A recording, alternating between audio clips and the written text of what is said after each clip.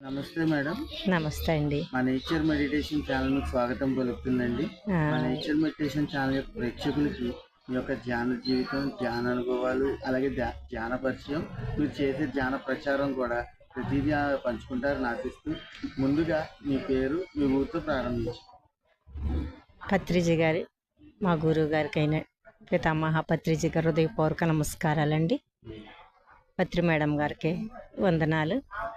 మరి కృష్ణ గారు నాకు పరిచయం అయ్యారు. మీ పేరు, మీ ఊరి పేరు. నా కృష్ణ గారు కూడా హృదయపూర్వక మీ పేరు, మీ ఊరి పేరు. అలాగే అండి. నా పేరు సింగారలక్ష్మి, మాది పుట్టకొండ గరువు అండి. నేను 2008లో వచ్చానండి. నా గురువు కావాలని అని చెప్పేసి, గురువు అంటే ఎవరో, గురువు గారు అంటే ఎలా ఉంటారో, గురువుని ఆచరిస్తేనే ఈ గుడ్డి విద్యలో ఉండకూడదు. ఎన్నో వ్రతాలు చేస్తున్నాను, వ్రతాలకే పూజలకి దీని ఫలితం ఏంటి అనేది చెప్తారు గురువుగారు ఉంటేనే. ఆ గురువుగారు ఉంటే మరి ఎవరు చెప్తారు. అలాగని బాబా గారిని అడుగుతూ ఉండేవాడు దాన్ని అండి పూజ చేసేటప్పుడు. అయితే బాబా గారిని అడుగుతూ ఉంటే నాకు సమాధానం ఎలాగొస్తుంది, కళ్ళలో చెప్తున్నా కానీ నాకు అర్థం అవ్వట్లేదు కదా. అలాగని ఎక్కడుంటారో గురువుగారు, ఎక్కడుంటారో అలాగని నేను నాలో నేనే ప్రశ్న వేసుకుంటూ ఉండేదానండి. ఒకసారి గొల్లల మావిడాడు వెళ్ళానండి. గొల్లల మావిడాడులో మరి ఒక గురువు అనేది, మరి అందరూ కూడా రెడ్లందరూ కూడా గురువులు అంటే ఏంటో చెప్పుకుంటూ ఉండేవారు. వెళ్తే అక్కడ కూడా నాకు సరైన గురువు దొరకలేదండి. అప్పుడు ఆదినారాయణ గారు మా పుట్టకొండ గరువు మీదకి నేను డాక్రాల్లోని 30 సంఘాలకే గ్రూప్లో ఉండేదాన్ని. ఆ గ్రూప్లోని ఇక్కడ పంచాయతీ ఆఫీస్ కాడ చూశానన్నమాట అండి. ఆదినారాయణ గారు కారు వేసుకుని వచ్చారండి. వస్తే నాన్నగారు ఇది ఏంటి, ఈయనంటే ఎవరు అలాగని అడిగానండి. ఈయన గురువు అంటారమ్మా, గురువు గారు ఈయనే పత్రిజీ గారు, ఈయన పేరు పత్రిజీ గారు అంటారు. 2వ తారీఖుని మా పిరమిడ్ ఓపెనింగ్ అవుతుంది, అక్కడికి రండి అమ్మ అలాగని చెప్పారండి ఆయన. మా పుట్టకుండా వచ్చి పంచాయతీ ఆఫీస్ కాడ ఉంటే అందరితో చెప్పానండి నేను, ఇలా గురుగారు వస్తున్నారట, మనందరం వెళ్దాము రండి అలాగని చెప్తే వస్తామన్నారండి. 2వ తారీఖుని ఎవ్వరూ రాలేదండి. రాకపోతే నేను అక్కడికి ఎలాగెళ్ళాలంటే అప్పుడు మా ఆయన గారు అన్నారు, నేను తీసుకెళ్తాను రా అలాగని తీసుకెళ్ళారన్నమాట అండి.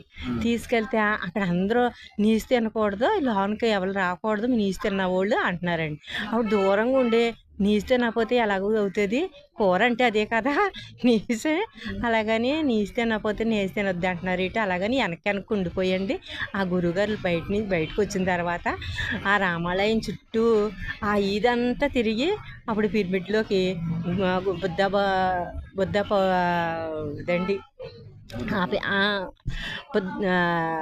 పౌర్ణమి కాదండి, మా మా పత్రిజీ గారు అక్కడికి వచ్చారనమాట అండి. పిరమిడ్ కాడికి వచ్చారు, బుద్ధ పిరమిడ్కి వచ్చారనమాట అండి.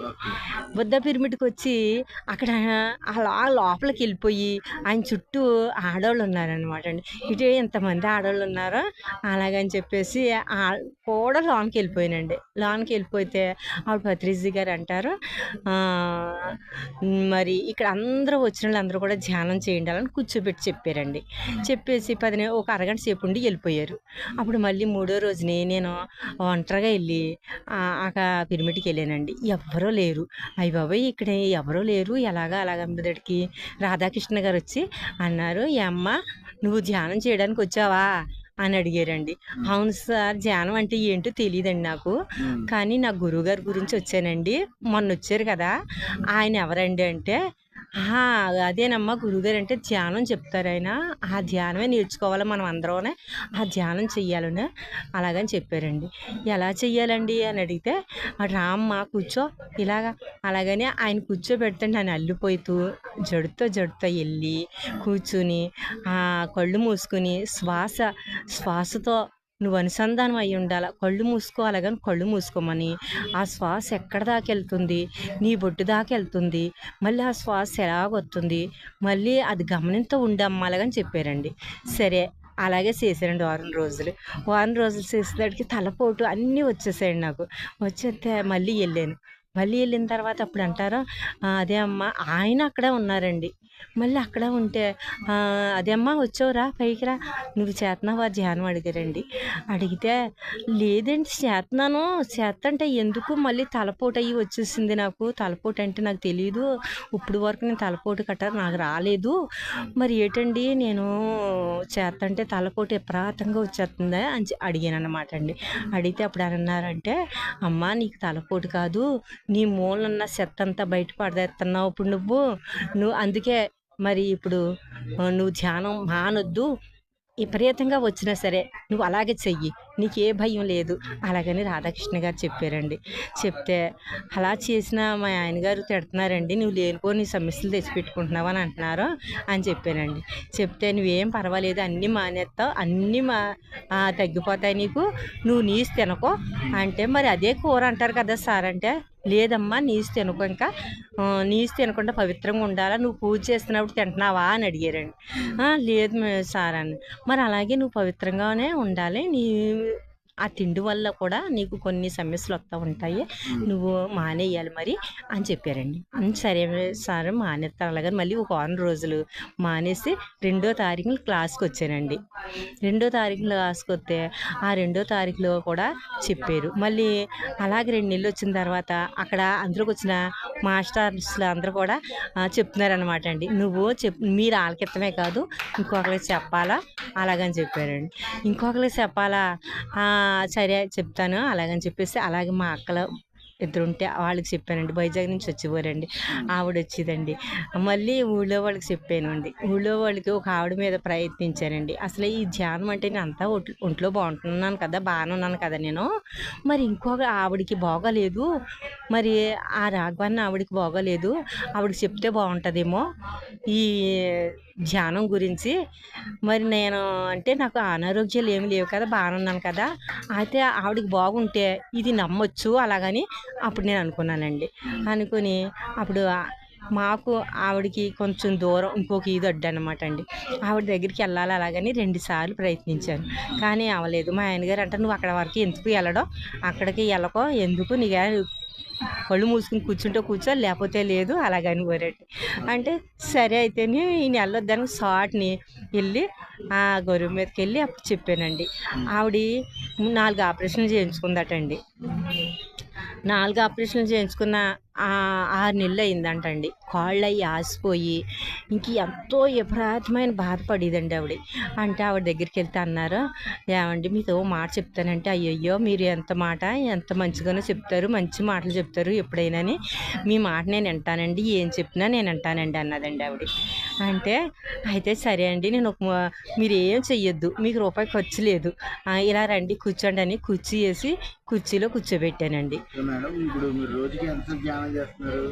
నేను అండి నాకు బాగుంటే 2 గంటలు 3 గంటలు, అంతగా అనారోగ్యంగా కానీ ఉంటే నాలో ఏదన్నా బాగోకపోతే 5 గంటలు ఏంటండి, ఎన్ని గంటలైనా అలా చేస్తూ ఉంటాను. అంటే మరి ఇప్పుడు 5 గంటల సేపు కూర్చున్నప్పుడు ఆరోగ్యం బాగోకపోతేనే కూర్చుంటున్నారా?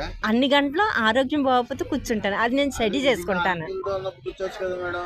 ఆరోగ్యం అంటే ఇంకా ఇది నాకు తగ్గిపోవడం అందులోనే తగ్గిపోతుందండి, నాకు ధ్యానంలో తగ్గిపోద్ది ఏదైనా. అనేది ఎలాగో చెప్పారండి. మీరు 5 గంటలు 6 గంటలు అనారోగ్యంతో ఉన్నప్పుడు అంత సాధన చేస్తున్నప్పుడు ఆరోగ్యంతో ఉన్నప్పుడు ఎందుకు చేయలేకపోతున్నారు అని అడుగుతున్నాను. చేస్తానండి. పౌర్ణానికి అమావాస్యకి నేను మళ్ళీ ఇంకా అందరికీ చెప్పినప్పుడు అలా చేస్తూ ఉంటాను. ఆవిడకి అలా తగ్గింది కదండి, అప్పుడు నాకు నమ్మకం వచ్చిందండి. ఆవిడకి పూర్తిగా తగ్గిపోయిందండి. 2 నెలలకే ఆవిడ మామూలు మనిషి అయిపోయింది. అందుకనే అప్పటి నుంచి నేను వదిలిపెట్టలేదండి. ధ్యానం అందరికీ చెప్పడం, నేను శాఖాహార ర్యాలీలో పాల్గొనడం, మళ్ళీ శాఖాహార ర్యాలీ చేయించడం, ఇంకా నేను ఎంతవరకు అయితే పరిగెట్టగలనో, ఎంతవరకు అయితే నేను చేయగలనో అంతవరకే నేను చేస్తున్నాను అన్నమాట అండి. ఇప్పుడు ఎక్కడికన్నా వెళ్ళి చెప్పడం అయినా చెప్పడం.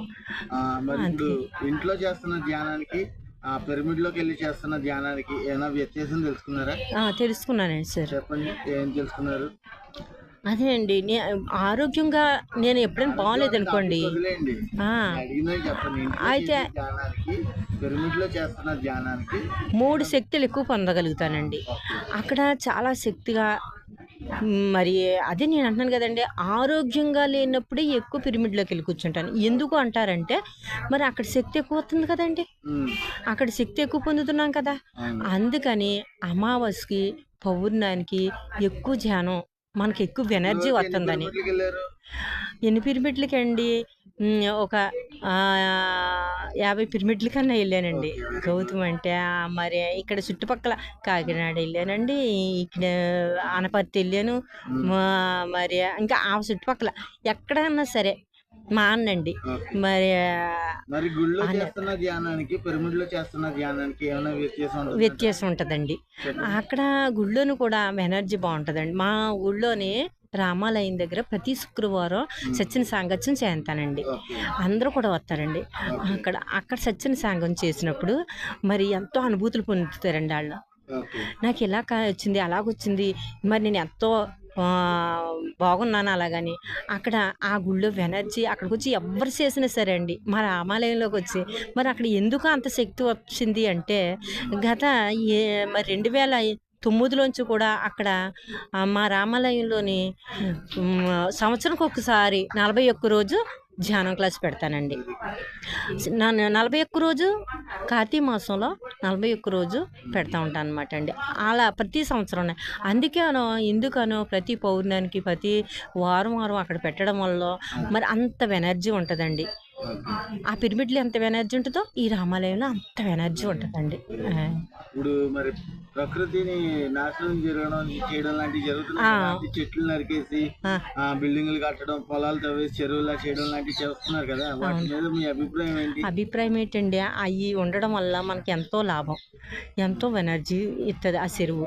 మరి ఆ చెరువులోని చేపలు ఎన్నెన్నో ఉంటుంటే దాంట్లో యొక్క ప్రభావం మనకి ఎంతో ఎనర్జీని ఇస్తుందో మనం తెలుసుకుంటే పొలాలు తవ్వి తెలుస్తుందండి. చెరువులుగా మార్చడం కరెక్ట్ అంటారా? కరెక్ట్ కాదండి, ఆ, పొలాలుగానే ఉండేయాలి. ఉమ్, మరి చెరువులు వేస్తే ఏంటండి లాభం? అది లాభం ఏమీ లేదు. అవి మాంసాన్ని తినకూడదు అంటున్నాం, దాని మరి రెయ్యి కూడా మాంసమే కదా. మరి ఆ రెయ్యలు తయారు చేయడం మరి అది కరెక్ట్ ఎలాగవుతుందండి? అదే. ఆ చెరువులు అస్సలు తవ్వకూడదండి మరి చెట్లు పొలం నరికేసి వల్ల. బిల్డింగులు కడుతున్నారు ఇక. మరి ఆ చెట్లు అంటే ఒక్క చెట్టు నరికితే మరి నువ్వు 10 చెట్ల ఏసీ పచ్చం అయితేనే పెద్ద చెట్టులని మరి అది మనకే ఇల్లుకి ఉపయోగపడుతుంది కాబట్టి దాని ఆవుసు తగ్గుతుంది కాబట్టి పెద్ద చెట్లు నరికితే చిన్న చెట్లు మళ్ళీ ఇంకో 10 చెట్లు వేయాలండి. అవును. వేస్తేనే దాని ఫలితం ఉంటుంది, దాని ఫలితం మనకు దొరుకుతుంది. ఉమ్, లేకపోతే మనకి మరి దాని విలువ మనం అన్నీ తెలుసుకోవాలి కదండి. అవును. మరి ప్రతిదీ కూడా మరి కర్రతోటే కదా. అందుకని పెద్ద చెట్లని ఒక చెట్టు తీసినప్పుడు 10 చెట్లు మనం నాటితేనే దానికి మరి మనకు ఉపకారం ఉంటుందండి. ప్రతిదీ కూడా మరి ఆ కర్రతోటే కదా అవును. మనకు చేసేది. అవును. అందుకని మరి ఆ ఒక్క చెట్టు తీసినప్పుడు 10 మొక్కలు నాటాలండి. ఓకే. ఆ, ఓకే మేడం. అలాగే ఇప్పుడు శాఖాహార ర్యాలీలకి అది వెళ్తుంటారా? వెళ్తూ ఉంటానండి. ఎన్ని శాఖాహార ర్యాలీలు చేశారు ఇప్పటి వరకు? చేశానండి. మా ఊళ్ళోనే కదండి, ఇంకా ప్రతి ఊళ్ళోని ఎక్కడెట్టినా సరే నేను వెళ్తానండి. మా అన్నండి ఇప్పుడు బాగా అనుభవం పొందిన శాఖాహార ర్యాలీ ఏమన్నా ఉందా? అంటే ఆనందం పొందింది కానీ. ఆనందం మా ఊళ్ళో మరి నీడు 108 ఇంట్లో ఆ, ఏక వరుసగా ఉమ్, ఓంకారం చేయించి ఉమ్, ఒక 2 గంటల సేపు ధ్యానం చేయించి ఉమ్, మరి అలాగ 108 ఇళ్ళల్లో చేసి శాకాహారం చేస్తే నాకు ఎంతో ఆనందం అయిపోయిందండి. ఓకే, ఆనందమే పరమానందం అయిపోయిందండి. ప్రతి ఒక్కరు కూడా ఈ ర్యాలీ చేసినప్పుడు అప్పుడు ఏమన్నారంటే అండి, ఏదో మరి జీవులకి మనం ఎంతో ఆనందం ఇచ్చినట్టు అయింది, పై లోకాలకు వెళ్ళినట్టు అయ్యింది ఆ జీవులు. మరి నువ్వు శాకాహారం పెట్టేవే కానీ నీకన్నా ఆ జీవులు ఎంతో ఆనందం పడిపోయినాయి అలాగని చెప్పారండి నాకు ఓకే. మాస్టర్స్లో. అంటే దానికి ఇంకా ఆనందం అయిపోయింది. ఫోన్లే ఆ జీవికి కొన్ని జీవులకైనా మనం ఆనందాన్ని ఇచ్చాము అనిపించి మళ్ళీ పెడతారని ఇంకా నాకు ఉత్సాహం కలుగుతుందండి. మరి అదండి, శాఖాహార ర్యాలీలు మెగా శాఖాహార ర్యాలీ చేస్తారా, చిన్నగా చేస్తారా? మేఘార చేద్దామనండి. ఓకే. ఇప్పుడు చిన్నగా ఇంకా ముందుకి ఇంకా పెద్దగా చెయ్యాలండి. నెరవేరాలన్న ఆ, ద్వారా మేము కూడా ఇంకా కోరుకుంటున్నామండి. చెయ్యాలండి. అలాగే ఇప్పుడు యువతరం ఉన్నారు, వాళ్ళు ధ్యానంలోకి రావాలన్నా శాకాహారిగా మారాలన్నా మీరు ఇచ్చే సందేశం ఏమైనా ఉంటే మా ఛానల్ యొక్క ప్రేక్షకులకు ఇవ్వండి. మరి ఇంకా యూత్ అన్నది వాళ్ళకే ఇప్పుడు అందిది అంతా కూడా యూత్ బాగా ధ్యానం చెయ్యాలి. ధ్యానం వలన వాళ్ళ శక్తిని పొందేది ఏంటంటే, మరి ఒక చదువులోనే కాదు, ఒక విద్యార్థుల్లోని కూడా ప్రతి ఒక్కరూ కూడా ధ్యానం చేసి లాభం పొందాలి. ఏంటి లాభం అంటే వాళ్ళ శక్తిని వాళ్ళు పొందుకుంటారు. ఆళ్ళు యూత్ చేసేది ఇంత అంతా కాదండి. ఆ యూత్ ముందుగా ఉంటేనే అందరూ కూడా ప్రతి ఒక్క జీవి ఆరోగ్యంతో, ఆనందంతో మరి విరజిల్లగలదు. ఇప్పుడు యూతే ముందు ఉంటుంది. ప్రతి ఒక్కరు కూడా యూత్ అంతా కూడా మరి చదువులోని ముందుంటున్నారు. వాళ్ళు ఎంతో ఆనందంతో ఉంటున్నారు. అంత ఆనందంగా ఉన్న వాళ్ళని ధ్యానంలోకి తీసుకురావాలంటే మీరు ఇచ్చే సందేశం ఇవ్వండి అంటున్నారు. మరి ఇచ్చే సందేశం ఇదే అండి. ఇంకా ఆనందంగా ఉంటారు. అందరూ కూడా ధ్యానం చెయ్యాలి. ప్రతి యూత్ అంతా కూడా ధ్యానంలో ఉండాలి. ధ్యానం చేయాలి. నేను మరి కొన్ని మా బడిలోని కూడా, స్కూల్లోని కూడా పాంప్లెట్ ఇచ్చి మరి చెప్పానండి. Very good. చెప్పానండి. వన్ డే క్లాసులకు వెళ్ళారా? వన్ డే మీరు క్లాస్ చెప్పారా వన్ డే క్లాసుల్లో? వన్ డే క్లాసులు నేను కూడా చెప్పానండి. Very good. ఏ ఊర్లో చెప్పారు? యానం వెళ్ళానండి. యానం చెప్పాను. ఇక్కడ చేపట్టుకుండలో అని చెప్పానండి. మరి కరపలో చెప్పాను. ఈ పుట్టకొండ గ్రామం ఎలా ఉంది? సూపర్గా ఉంటుందండి. ఇక్కడ నుంచి ఏంటి పరిస్థితి? మరి లక్ష్మీ నరసింహస్వామి ఎనర్జీ ఉంటుందండి ఇక్కడ. ఆయన ఎనర్జీ తోటి ఇక్కడ మనం అంతా కూడా చేయగలుగుతామండి. పుట్టకొండ లక్ష్మీ నరసింహస్వామి ఎనర్జీ అండి. ప్రతి పౌర్ణానికి కూడా ఇక్కడ గుళ్ళోను కూడా ధ్యానం చేస్తామండి. రాము గారి గురించి ఏం చెప్తారు? కోదండరాములు వారి మరి ఆయన కూడా ప్రతి క్లాసు పెట్టాలని ఈ క్లాసు మరి ఎన్నాళ్ళు మట్టించో అప్పుడే 4-5 సంవత్సరాల మంది క్లాస్ పెడుతున్నారండి ఆయన. ప్రతి నెలనండి. ఇంతకుముందు అయితే ఇంకా అందరికీ చెప్పాలి, పాంప్లెట్ పంచాలి, మరి డబ్బులు డొనేషన్ తినడం, అందరం కలిసి తినడం. మరి చంద్రవతి గారు అందరం కూడా చంద్రవతి గారు అండి ఈ మండలాలో మరి చేయించడం. అలాగే ఎవరండి వెంకన్న గారు, ఆయన ప్రోత్సాహకారం, చంద్రవతి గారి ప్రోత్సాహకారం ఇది ముందుకు నడుస్తుందండి. ఇంకా ముందుకు నడుస్తుంది. మరి ఈ కోదండరాముల వారికి ఆయన తోడుగా ఉండి ఇంకా ముందుకు నడిపిస్తున్నారనమాట అండి. ఈ చుట్టుపక్కలంతా కూడా మరి చంద్రవతి గారు చూసుకుంటున్నారు. ఇంకా ఆయన వెంకన్న గారు కూడా చాలా బాగా హెల్ప్ చేసండి ముందుకు నడిపిస్తున్నారండి. వెంకన్న గారు నడిపిస్తున్నారండి. ఓకే మేడం, మీ విలువైన సమయాన్ని మన ఇంకా మీ ఛానల్కి ఎంతో మీ విలువైన సమయాన్ని మన నేచర్ మెడిటేషన్ ఛానల్ వారికి కేటాయించి మంచి అనుభవాలు పంచినందుకు మన నేచర్ మెడిటేషన్ ఛానల్ తరఫు నుంచి ధన్యవాదాలు మేడం. మీకు ధన్యవాదాలండి. సత్తుకోటి ధన్యవాదాలు. పత్రిజీ గారికి ధన్యవాదాలు. మేడం గారికి, మా రాధాకృష్ణ గారికి, మీకు అందరికీ కూడా ఎంతో హృదయపూర్వక నమస్కారాలు తెలుపుకుంటున్నానండి. యూట్యూబ్ ఛానల్ వారికి ఎంతో ధన్యవాదాలు. మరి నాకు ఇంతే కదండి, నేను నా ఒంట్లో వచ్చే ప్రతి కార్యానికి, ప్రతి ఒక్క అనారోగ్యానికి ఈ యొక్క ధ్యానమేనండి. ధ్యానమే. ఈ ధ్యానంలోనే నేను ఏదైనా చేయగలను. ధ్యానం ద్వారాగానండి. థ్యాంక్ యూ అండి.